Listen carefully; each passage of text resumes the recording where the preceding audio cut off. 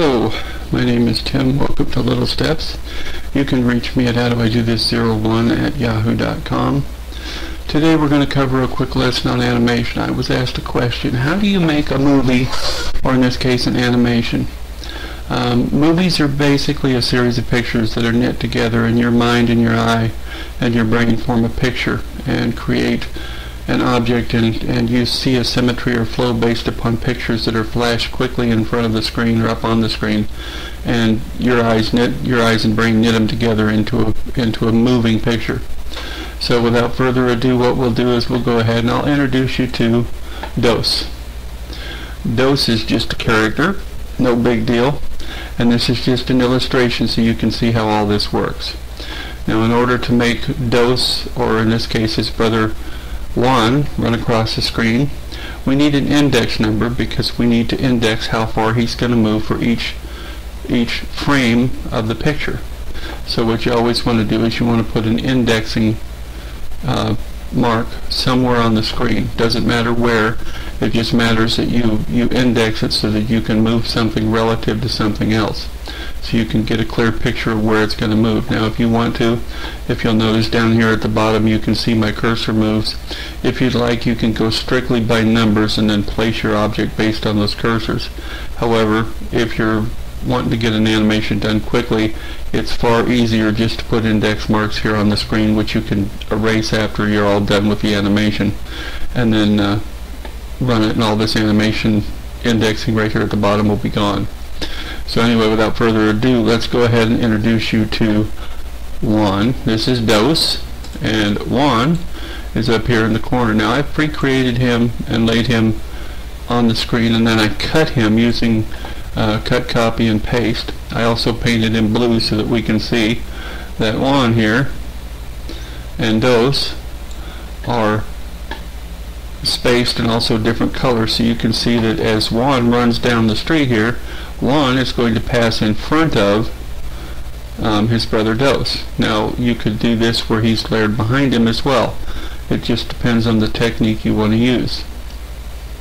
Okay, either or will work. One takes a little bit longer, or you can lay in the characters by using the layering technique in my paint series to do this. Anyway, let's go ahead. We're going to place Juan here, and what you need to do is you need to figure out, just like these index marks, how to name your files, because if you notice over here on the left side of my screen, and if yours are stacked here at the bottom along your start menu bar, you probably won't be able to see all these because they'll be stacked up so thick you can't tell which one you're on. That's one of the reasons why I put my start menu bar here on the side, so I can count down and see where I'm at. Anyway, what you do is you index each one of these, and then you move, and I've copied and pasted this base -1 here. I've copied the base into each and every one of these. Now he's at index mark 1 here. If I go to the next frame or the next paint window, you'll see there's nobody there.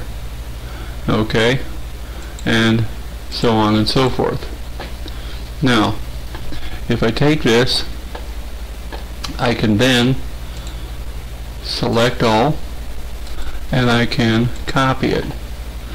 Now I can go in here and then hit my Control V, Control V, Control V, Control V, Control V, Control V, Control V, Control V, and Control V.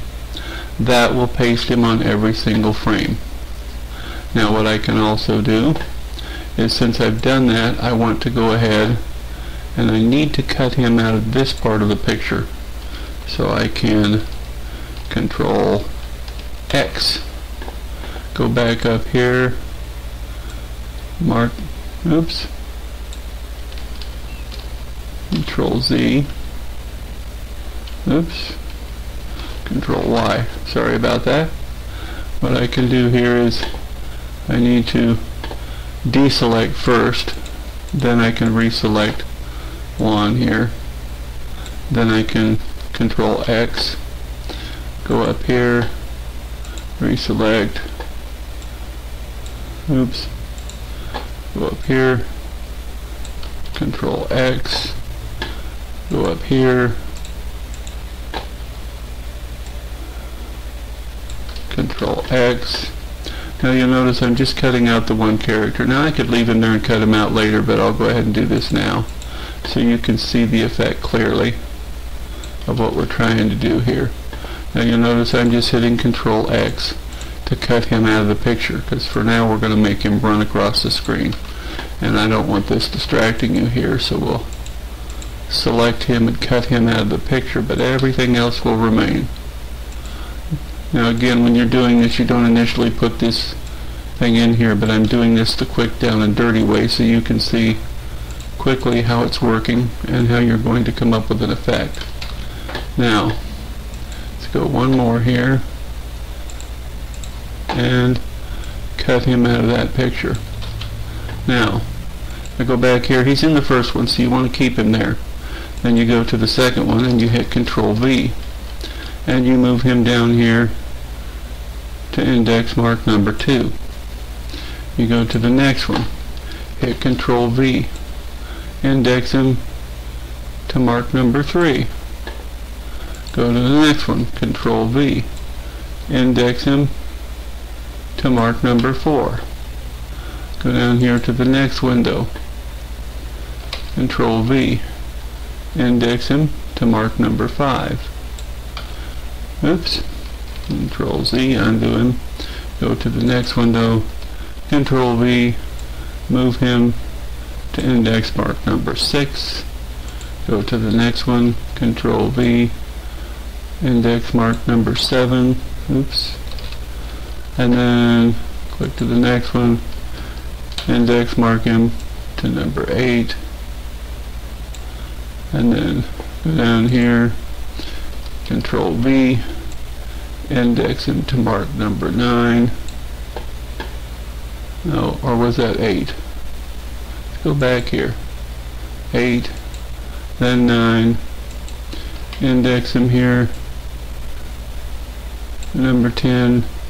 And finally, index him on the last one here as he's running off the screen. Okay. So now if we go back here and we minimize each one of these, you will see he's running backwards. Okay, now here we want to set him, Control Z. Okay, now let's go back here and go through our animation here. And we can see him pleasantly running from one part of the screen to the other, and voila. So if you go back here, make him run backwards, and now all you have to do is sequence or number your each individual picture here, 0, 1, or in this case it's alphanumeric, so the best way to number these is A1, A2, A3, A4, A5, A6, A7, A8, and so on. Then you go B1, B2, B3, B4. That will give you 26 letters and 9 digits, so you can get a basically close to 200 frames out of the alphabet, if not more.